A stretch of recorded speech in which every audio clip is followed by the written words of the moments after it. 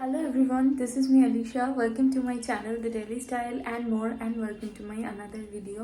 তো কেমন আছো সবাই? আশা করছি সবাই খুব ভালো আছো। তো টাইটেল আর থাম্বনেল দেখে বুঝতেই পারছো যে আজকের ভিডিওটা কিসের উপরে। তো আজকে হচ্ছে কি আমার জন্মদিন। তো জন্মদিনে আমার বিশেষ কিছু এক্সাইটমেন্ট কাজ করছে না এবছর, কারণ তোমরা সবাই জানো আগের বছর আমার বাবা মারা গেছে। তো জুলাই মাসের 24 তারিখে আমার বাবা মারা গিয়েছিল আগের বছর, আর 28 তারিখে হচ্ছে গিয়ে আমার জন্মদিন। তো আজকে হচ্ছে 28th of July। তো বাবা মারা যাওয়ারটা আর আমার জন্মদিনটা এতটাই, তো সেই কারণে সকাল থেকে ভিডিও টিডিও করিনি। তো এখন এই বাড়িতে এসেছি আমি, মানে শান্তনু কাকু কাকিমা যে বাড়িতে থাকে, শান্তনুর পুরনো বাড়ি আর কি, আদি বাড়ি। মা বাবা যেরকম বাড়িতে 5 তরকারি ভাত, 5 রকমের ভাজা দিয়ে ভাত, মাছ যা যা দিত, সেই সমস্ত কিছুর আয়োজন শান্তনু কাকিমা আর কাকু মিলে করেছে। তো ভাবলাম কি কি করেছে কি না করেছে সেগুলো তোমাদের সাথে একটু শেয়ার করব। তো দেখো, আমি যেহেতু সেরকমভাবে এক্সাইটেড ছিলাম না, তাই আমি রেডিও হইনি, রোজকার একটা জামা পরেই এসেছি। এই বাড়িতে খেতে চলে এসেছিলাম। তো এখানে এসে দেখলাম যে আমাকে আমি একটু সাজিয়েও নিই কিছু। তো এভাবেই আর কি আশীর্বাদ করবে কাকিমা, তো আমি এভাবে আশীর্বাদ নেব। তো চলো। ও কাকিমা এখানে আমাকে আশীর্বাদ করেছিল, কাকিমা ছাড়া আর কেউ ছিল না, কাকু দোকানে ছিল, তাই কাকু আশীর্বাদ করতে পারেনি।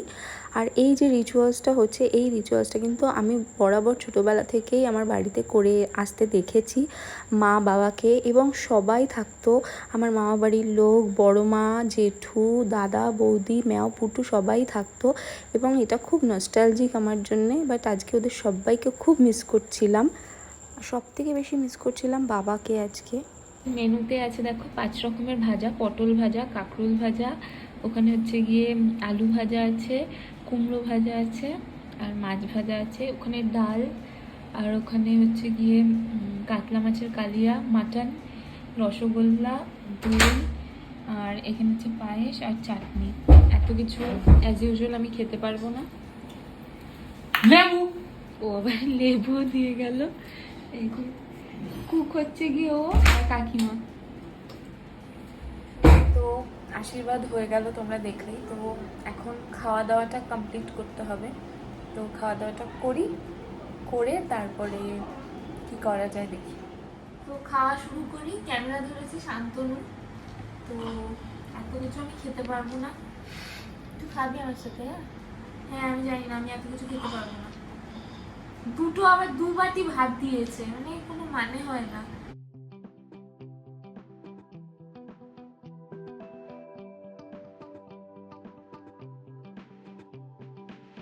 তারপরে খেয়ে দিয়ে বাড়িতে গিয়েছিলাম, বাবার কাছে মালা দিলাম বাবাকে, মাকে, মায়ের সাথে দেখা করলাম। আর শান্তনু এই গিফটটা আমাকে দিয়েছিল, একটা ব্যাগ ছিল। তো খুলছি আমি, তোমরা দেখো আর জানিও কেমন হয়েছে গিফটটা। ওকে, তো আমি আর শান্তনু এখন রেডি হয়ে বেরোলাম। তো লাঞ্চে বেরিয়েছি 5টার সময়, কারণ আমি 4 ঘন্টা ধরে মেকআপ করছিলাম, আজকে প্রচুর মেকআপ করেছি। হ্যাঁ, ভালো করে খা, আমি মেকআপ করবো, আমি যা খুশি করবো, তুই চুপচাপ টলারেট করবি। আচ্ছা, তো কোথায় যাবো, কি যাবো না যাবো সেগুলো এখন বলবো না।